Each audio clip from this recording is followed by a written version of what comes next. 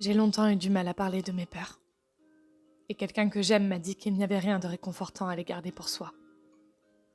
Le problème, c'est que j'ai souvent confondu les mots avec des armes que le monde autour de moi pourrait utiliser à mon égard. Alors, quand j'ai prononcé pour la première fois avoir peur de l'abandon, c'était prendre le risque d'être vulnérable. C'est avec du recul que je me rends compte que ma peur n'est pas une faiblesse.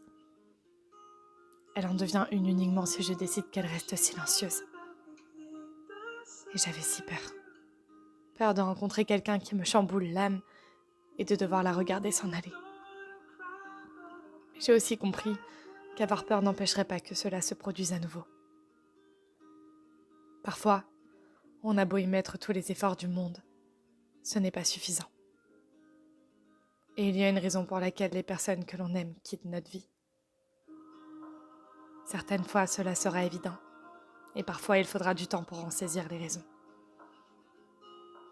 J'ai toujours eu ce sentiment qu'au fond de moi, je ne serais jamais suffisante. Comme une impression que je ne méritais pas d'être aimée. J'ai jamais compris pourquoi je m'étais forgé cette idée. Et puis j'ai réalisé que j'ai passé la moitié de ma vie à dire au revoir aux gens que j'aimais. Que ce soit par la mort, par des trahisons, ou simplement à cause du temps qui passe. Et on finit par fatiguer notre âme à force d'au revoir. On arrive à un moment de notre vie où l'on ne veut plus jamais que ça se produise. Alors on donne toujours plus. On dépasse nos limites et on espère retenir les personnes que nous estimons près de nous. Laissez-moi vous dire qu'il est faux de penser ainsi. C'est en laissant les autres piétiner qui nous sommes que nous nous abandonnons nous-mêmes. Et c'est le pire abandon qu'il soit. On ne retient pas quelqu'un que l'on aime. La plus belle preuve d'amour est de laisser l'autre s'en aller si sa place n'est plus près de nous. C'est douloureux. C'est effrayant.